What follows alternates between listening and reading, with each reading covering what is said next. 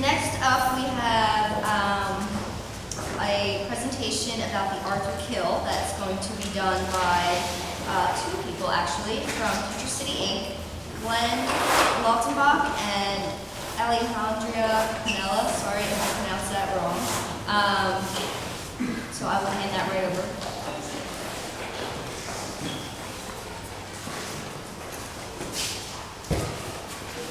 Alright, so hello everybody. My name is Glenn Lautenbach. I'm a graduate student at Kane University, and I'm an intern at Future City. Good afternoon, my name is Alejandrina, and I'm intern at Pier and a graduate student at Teachers College, Columbia University, in my second year of my Master in Community Health Education. I'm happy to be here. Alright, so we're presenting Future City Inc. and the Elizabeth River Arthur Watershed Association, utilizing citizen science for our blue way. Before I go into the presentation, just consider dedicating this presentation to Dr. John Domashevitz.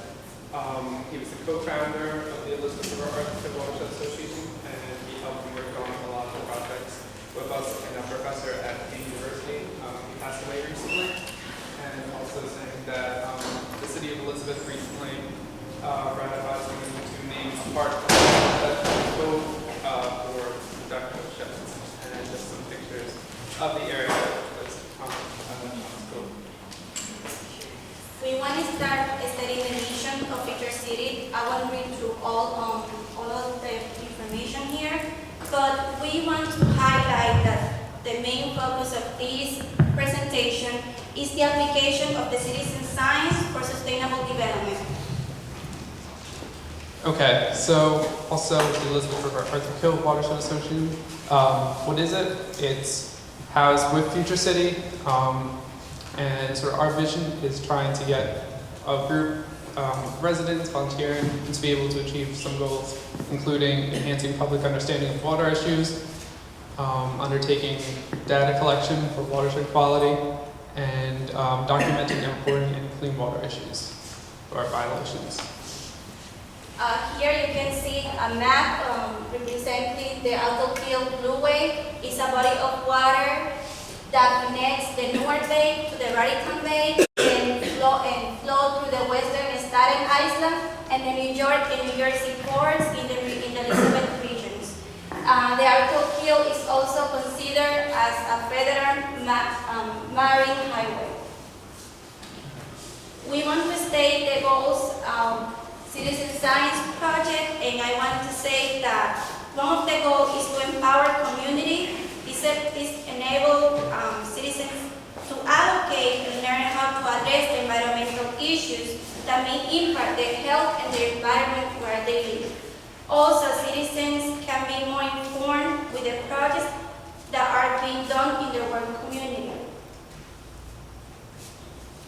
Okay, so at Future City, we like to separate our projects into two different groups, blue infrastructure and green infrastructure. So blue infrastructure, anything that involves our blue way, our waterfront, our river. Some of the projects, let's go quickly what we do, is the environmental estuary days, where we have students from Elizabeth and the surrounding areas come and see demonstrations by groups like the Army Corps and the Coast Guard. We have Blue Maps Fish Advisory. We're looking at the Arthur Kill area, fishing habits of the people that live there, and spreading the message of the fish advisory that is in place. We're doing water monitoring and documenting enhancing ecosystem, the water stewardship, and looking at sort of the combined sewer overflows local impact. And as I was saying before, our other section is green infrastructure. It's really looking at anything that has to do with just the neighborhood or the community. Some of the projects in there is clean air. We had some students from the Elizabeth High School, looking at the black carbon levels in Elizabeth over a few dates, putting storm drain markers and doing some community information about storm drains, park restorations, DSO's, the residents' role and how it affects them, tree nurseries, and a sunflower project. So as Ali was pointing out before, sort of how we think of citizen science in the community is bringing lots of different groups together.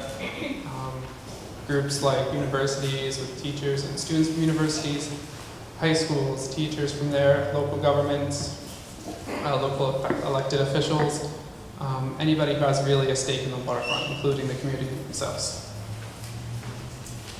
Now I'm just going to cover some projects and some people that we work with. One of them we work with closely in a few different projects is NJDP. Some of the projects we work with them with is the Fish Advisory Project, diesel stewardship projects, and some projects that we've done recently and now over the summer. We had 2 students from NJIT here at Future City over the summer working with a climate change resilience project. The goal of that was to look at the Elizabeth waterfront, which was affected by Hurricane Sandy, or Superstorm Sandy, and to see how it could be rebuilt in a way that will make it more resilient and both cost effective to be able to rebuild the waterfront. Like Glenn mentioned before, we partnered and work with different universities. Some of these universities are Rocker University, Kent University, NJCU, we have NJIT and Columbia University. We work with this university because they have an interest in the Blue Wave waterfront. Also, we have interns through the summer and throughout the year through the work study program. These interns come from these different disciplines. For example, we have engineers, educators, environmental health, biologists, and all of those knowledge help us to improve our efforts in that we do in the community and applying citizen science. Okay, one of the other groups that we work with a lot is the Historical Society of Elizabeth, New Jersey. As you can see, the Arthur Kill Blue Wave has a large effect on the global economy and ecology. As you can see with the picture, it's a Singer sewing machine factory, which had a very big effect on sort of the local economy and how it affected globally. So we can see, working with them, sort of how the waterfront was and how it's been affected through time. And speaking of the ecology, we have the economy. We have the blasting project that's being done at the Arthur Kill over the summer. One of the things to sort of involve the community and to keep citizen science active, we had meetings at Future City, so the people and the residents could meet with sort of people who know what's going on, and they could, ask their questions and get more informed. Another project that was done over the summer was the biological assessment. We had some students from NJCU, undergraduate students, and we had a few other high school students helping with them. And over the summer, they looked at the Elizabeth waterfront. They looked at some of the water quality, did some tests, looked at the plant and animal life that was there. The project, they actually were able to create a poster at the end of the year, and we actually have that up in the back if you're interested. Okay, what is the community perspective of citizen science projects? We work a lot with the community in Elizabeth, and this is allowed, like as mentioned before, empower the community. They can have a voice and decision making in the direction of the project. We also work with the school. We present a lot of workshops. We train the students how to use equipment. We teach them the importance of caring about the environment. For example, when we go during the spring break, we start our workshop with simple questions. What is important to care about the environment? What do you see that is affecting your community in Elizabeth? How can you do to improve your environment? Questions simple like that, like someone mentioned at the beginning, raise a lot of concern in them, because some of these kids, maybe they don't know what is water quality. So what we do, we take a different, for example, we take the water monitoring kits and we collect water from the Elizabeth River. We take samples to the classroom and we teach them, this is your water from the Elizabeth River, and we teach them the different parameters, like someone mentioned before, what is pH, what is turbidity, how can you why it's important to know this measurement, why scientists care about testing the water of your community. And that creates a sense of awareness and knowledge of why scientists do all of this. And we also take like sampling in the microscope, they get a lot of hands-on activity, and we try to do it in a creative way. We tell the students, for example, when we work with middle school students, okay, let's use art, and that's how we prepare a lot of workshops. We also take the students to the park, let's do a clean day, and they get engaged, they learn about sustainability, invasive species, why it is important to reduce invasive species. And also we participate in community events, like as you see one of our partner,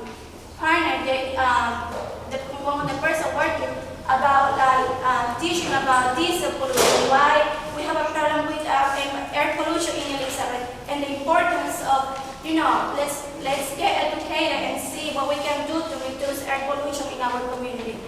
Also, you see they learn about compost, simple way to make compost in your backyard, how you can do that, and how they learn about air pollution, like non-point source pollution, point source pollution. We have an enviroscape that represent a model of the environment, and they get hands-on and they get excited learning having those models. And like they mentioned air monitoring, air tracing project. The kids learn how to collect data. They learn how to analyze it and how to communicate the data in environmental day, for example, every year in April. And they go to present and they get recognized by their work. And once they graduate from high school, they say, oh, I want to pursue a career in science. And that's how we inspire the young folks in Elizabeth, the importance of citizen science and how to continue improving because, we need to pass generations caring about the environment. Simple. And the challenge of using citizen science, for example, one of the challenges we work with a diverse community in Elizabeth. So we want to make sure that the message we deliver is clear and concise. Sometimes they don't know about the issues, what's going on. So get everyone in the same page is very important. Get the community involved is very important for us because, and also, like I said, get everyone in the same page and get clear and consistent of what goals of the projects are. And that sometimes could be a challenge because you have a lot of people thinking and delivering the message in a competence, a cultural competence way. It is important to respecting people's value and what they think about the projects. However, we have a lot of benefits of citizen science, and I think citizen science is an inclusive approach, meaning that benefit the science field and the community. Why it benefits scientists? Because the scientists, they get a sense of knowledge about what is the community opinion about the project that they trying to perform in the community. They get to know, okay, what is the perspective of the community about that project and how they can improve their project according to what the community think about. It's also the science, they help them to modify and how to present the project in a way that benefits everyone. Okay, so here's just a list of some of the partnerships that we have and that we talked about from the different schools, local elected officials, residents, small businesses, corporations, and federal and state government agencies. And if you have any questions that aren't answered later in the question section, here's the emails for both Future City and Allie and I.